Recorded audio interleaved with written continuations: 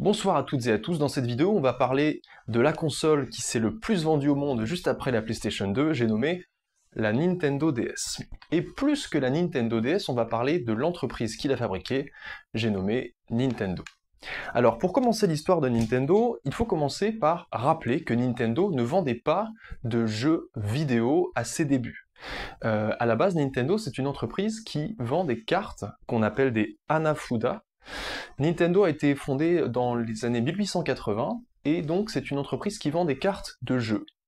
Nous en France on a le tarot, eux là-bas ils ont le Hanafuda, et d'ailleurs c'est assez stylé parce que c'est un jeu qui est fortement inspiré de la nature, qui est basé sur les fleurs et sur la poésie, c'est-à-dire que nous on joue à battre des valets et des dames et des rois machin, eux ils font de la poésie quand ils jouent aux cartes, j'ai trouvé ça assez stylé. Donc on est au Japon, avec Nintendo qui vend ses petites cartes, et faut dire que le business marche plutôt bien parce qu'ils vendent 90% des cartes en début du XXe siècle. Donc ça marche plutôt bien, et il y a une forte demande pour ces cartes. Il faut dire que la qualité des cartes Nintendo eh bien, fait que tout simplement c'est eux qui raflent la plupart du marché. Mais ça commence un petit peu à se tarir, et on est dans les années 1950, et le fondateur de Nintendo voyage aux États-Unis. Il sent que son business marche bien, il a commencé à vendre ses cartes un peu partout dans le monde, et il se rend compte là-bas que, en fait, son principal concurrent, c'est un petit bureau, il fait ses cartes presque de façon artisanale, le mec est en fait largement au-dessus de tout le monde. Donc il se dit, bah en fait, je vais continuer à faire ce que je fais, mais je vais commencer à exporter des produits occidentaux et des licences occidentales. Et donc, dès 1956, Nintendo commence à diffuser des images Disney et à créer des cartes pour Disney. Ça, c'est un petit peu le moment où Nintendo va devenir connu à l'international. Mais on n'est pas du tout encore dans un créateur de jeux. Pour ça, il va falloir attendre, en fait, les années 1965 pour qu'un personnage entre dans le tableau. Ce personnage, il est surnommé le dieu du jeu au Japon, et il y a plutôt de bonnes raisons à ça. Il s'appelle Gunpei Yokoi, je pense que je le prononce n'importe comment, mais c'est pas grave. Retenez bien ce nom parce que c'est lui qui va marquer le grand tournant de Nintendo, et vous pourrez vous renseigner sur lui plus tard. Donc on est dans l'usine de Nintendo, Nintendo fabrique encore des cartes pour le moment, et on a ce Gunpei. Alors Gunpei, c'est un gars, il est plutôt bricoleur. Il n'a pas été vraiment très studieux à l'école, il a quand même fait des études en informatique et en électricité. Donc il s'y connaît un peu en technologie, mais c'est pas un génie, tu vois. Il est juste là, il veut surtout s'amuser, bricoler des trucs, et il trouve un emploi dans l'usine Nintendo.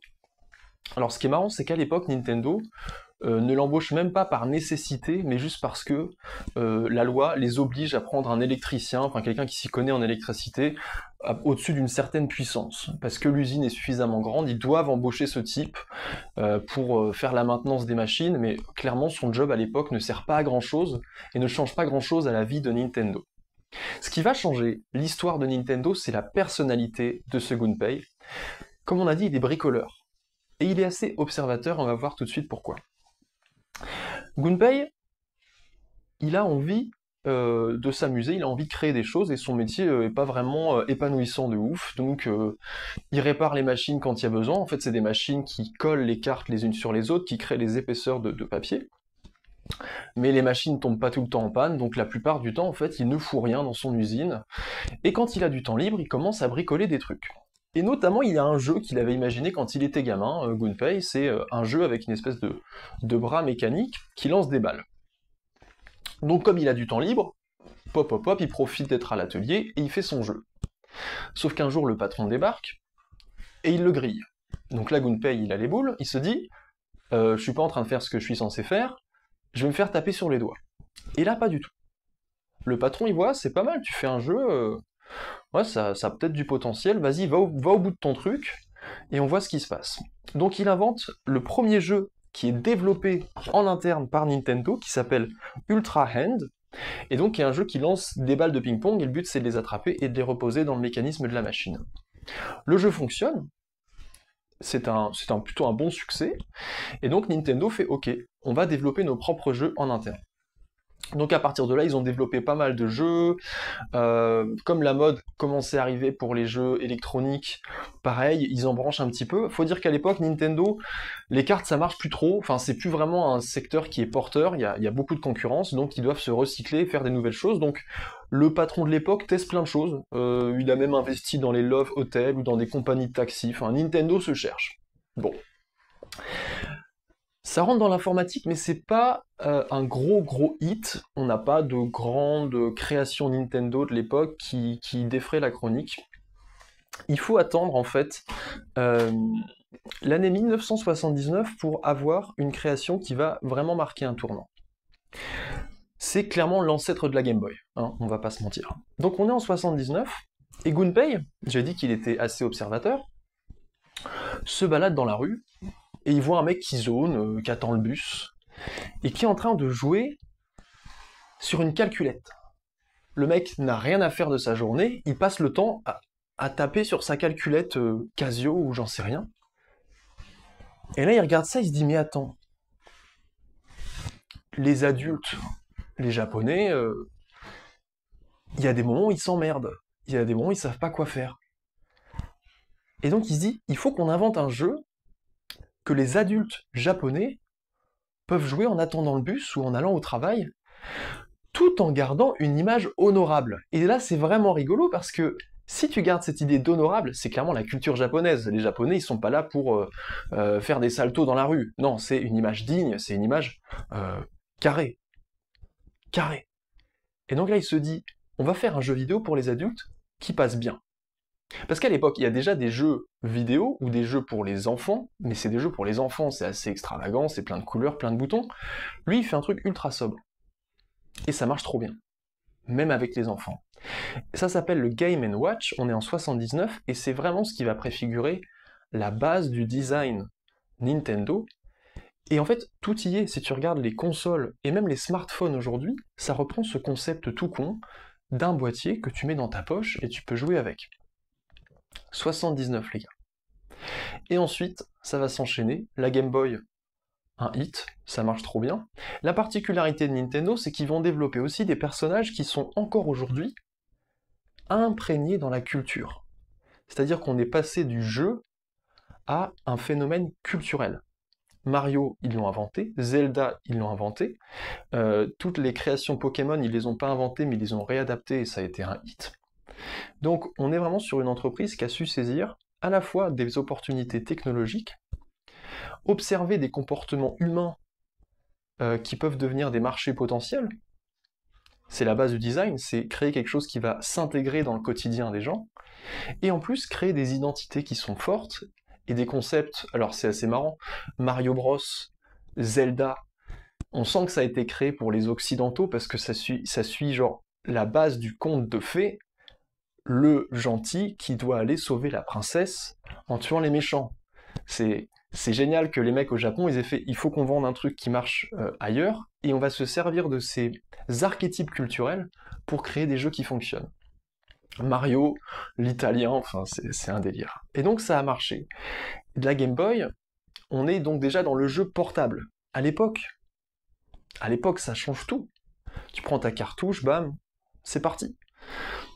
On a donc la console portable et la console de salon, avec la NES, la Nintendo Entertainment System, qui, pareil, dans sa facilité d'utilisation, ça marche direct, en fait. Et quand on regarde les ventes et le succès des consoles Nintendo, en général, c'est quand ils arrivent avec une innovation que ça fonctionne le mieux. Quand ils sortent la Super NES, c'est pas du tout le même succès, parce qu'en fait, la concurrence a déjà commencé à faire la même chose, et donc il n'y a plus vraiment de gros basculements.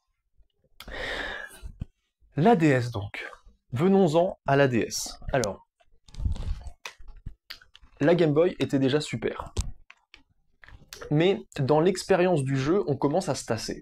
On a la cartouche, on a l'écran, on a la croix directionnelle. Gunpei, il a inventé ça, le Gunpei. Il s'est dit, ce serait pas mal qu'on puisse diriger avec une croix. C'est lui qui l'a inventé, c'est tout, point barre. Et donc, la Game Boy arrive un petit peu au bout de ce qu'elle peut faire. L'expérience skibilibilibap, ça suffit, il faut qu'on trouve un nouveau truc. Et pour moi, la Nintendo DS, la première, elle incarne des trucs qui sont révolutionnaires. Alors, inclure le mouvement dans l'expérience de jeu, ça c'est clairement la base avant d'arriver à la Wii, hein. C'est juste l'étape juste avant.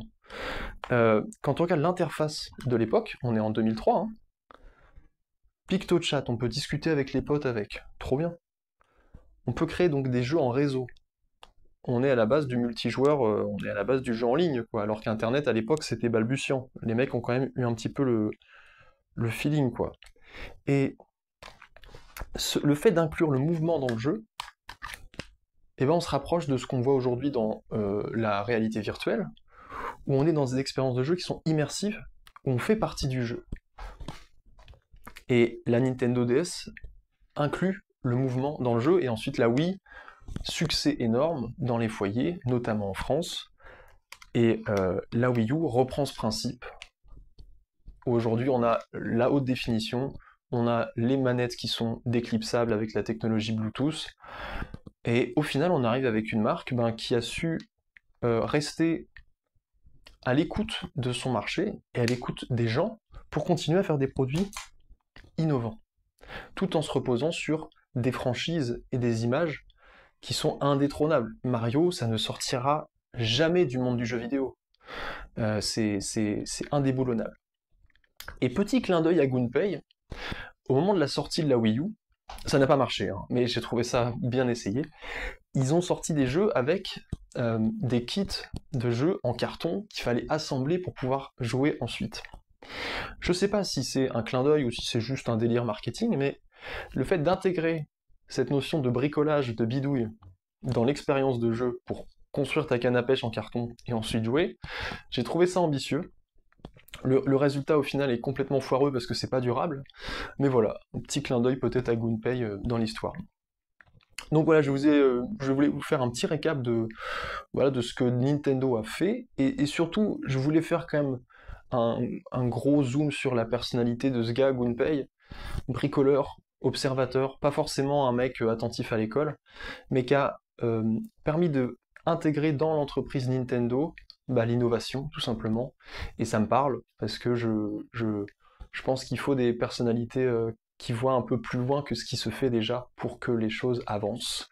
Et donc voilà, c'était un peu l'histoire de Nintendo, la Nintendo DS, et puis de Gunpei, ce bon Gunpei, qui n'est plus de ce monde malheureusement, mais voilà, qui est un dieu du jeu au Japon. J'espère que cette vidéo vous aura plu, n'hésitez pas à me faire savoir si vous en voulez d'autres. Je pense peut-être faire une vidéo plus complexe à l'avenir, où je présente un peu plus les images, tout ça, mais je sais pas si ça va un jour sortir, donc je préférais la faire maintenant, comme ça au moins vous avez les infos. Et voilà, continuez à bricoler, continuez à inventer, et puis continuez à jouer. Salut!